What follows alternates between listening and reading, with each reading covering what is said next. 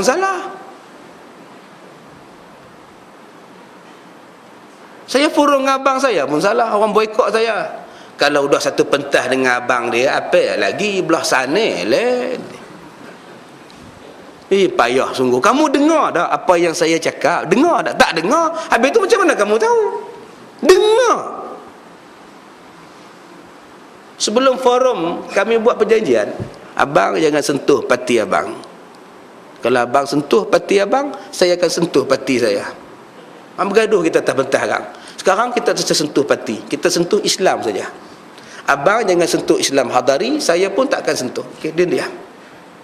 Akhirnya boleh forum dengan baik saja. Tapi orang tak faham, orang tak nak dengar, orang tak nak pergi dengar forum tu.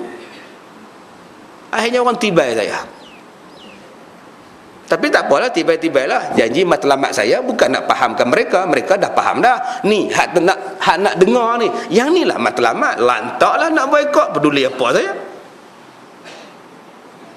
Tu yang jadi mihnah pada saya ni, fitnah kepada saya ni, tribulasi pada saya hak ni, jenis ni. Kalau orang macam saya ni tak pergi masuk bercakap kepada kelompok mereka, bila mereka akan faham? Sedangkan mereka tu Islam juga macam kita. Mereka Melayu macam kita. Mereka juga nak dengar macam kita. Tapi apa yang mereka dengar selama ni daripada penceramah mereka tak sampai kepada hak betul-betul punya. Sebab tu mereka tak faham. Orang macam kita ni tak boleh masuk nak menyampaikan kepada mereka hak betul-betul Islam ni macam mana. Bila ada ustaz macam saya boleh masuk, patut support. Okey ustaz, pergi ustaz. Yang ni yang kita nak.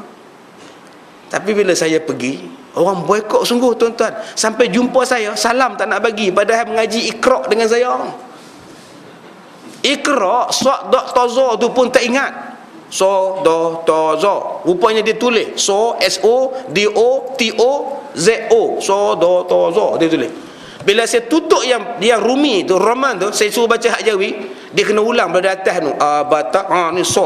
Kena ulang daripada atas baru dapat so. Punya tak ingat huruf. Yang tu jumpa saya tak nak bagi salam hanya kerana saya pergi forum dengan abang saya. Kalau hang pandai tak apa, kalau hang hafal Quran tak apa lagi. Ni apa pun tak erti. Qul huwallah tu pun ingat di mulut. Bila kita pekuk yang di atas, kita pekuk nombor 2, baca ayat nombor 3, lam yalid wa lam yulad tu tak boleh baca. Lam yalid wa lam yulad baru dapat. Pasal tu pun pasal hafal. Ni yang jadi masalah tuan-tuan. Saya sebut tenterang pada tuan-tuan. Bila orang boikot saya tu, orang tak mau main kuliah saya, orang benci saya, orang buang saya mengajar, hanya kerana saya ajak faham Islam. Hanya saya ajak. Teruk saya rasa 2-3 tahun daripada tahun 2004 sampai tahun 2008, 4 tahun tuan-tuan. Lain orang boikot. Sampai pada satu tahap orang minta saya ceramah. Yang datang siapa? Orang nombor 1 dalam Malaysia, orang nombor 2 dalam Malaysia. Ustaz ni khas permintaan daripada kami, minta ustaz datang majlis berbuka puasa. Tetamu kenamaannya orang nombor 1, orang nombor 2, barisan kabinet semua akan datang. Jadi mereka minta ustaz sampaikan. Ni bukan permintaan pada kami, permintaan daripada mereka. Mereka nak dengar ceramah ustaz. Tuan-tuan boleh beritahu tak? Ustaz yang hijau siapa nak panggil tuan-tuan? Saya kata okey, saya setuju. Pasal saya fikir inilah satu masanya saya nak cakap direct dalam kuliah. Mikrofon saya seorang pegang, mereka tak ada. PA saya telefon, ustaz nak terima ke? Saya kata terimalah. Ustaz nak kena boikot lagi ke? Orang baru je terima ustaz balik, jemaah kita baru je terima balik. Tu pun duk takut-takut lagi. Bila ustaz pi nanti lagi mereka boikot ustaz. Bila PA saya cakap macam itu, saya terkenang tuan-tuan.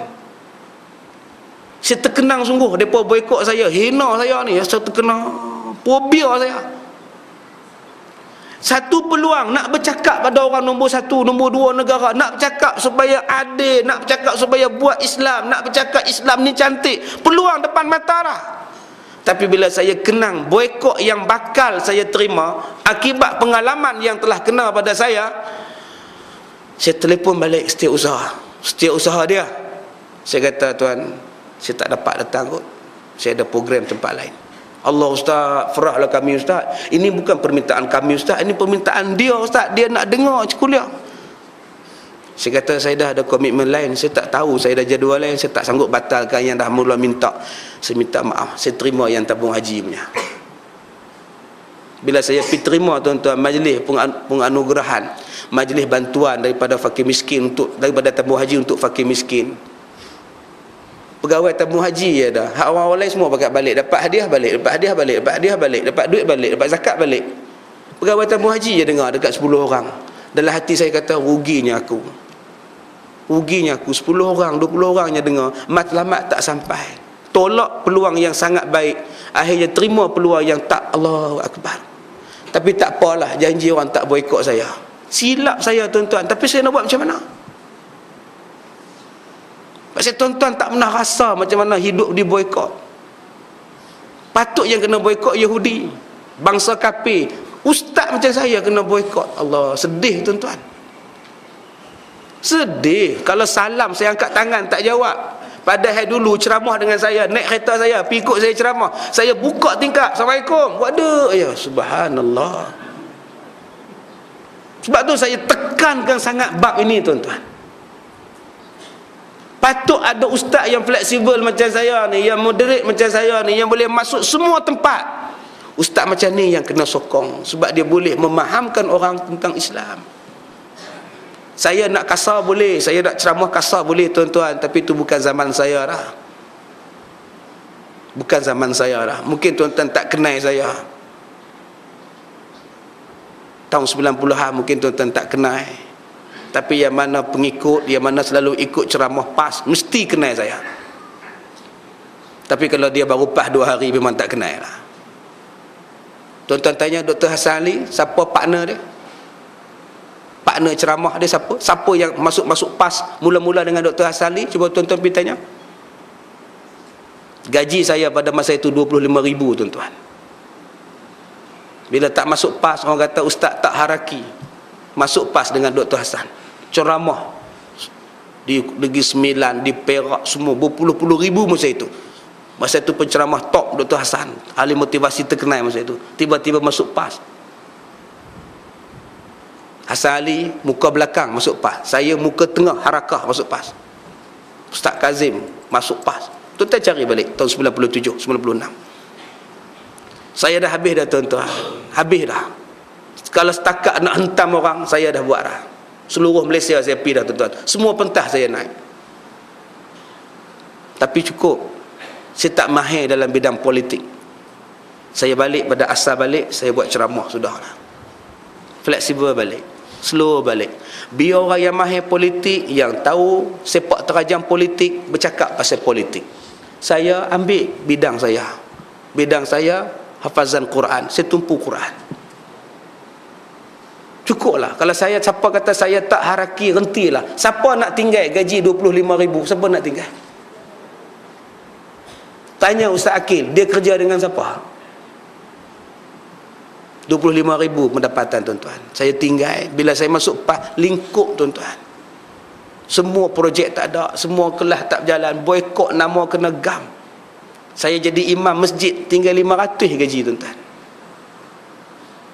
Tak payahlah nak bercakap haraki dengan saya. Saya rasa susah payahnya hidup.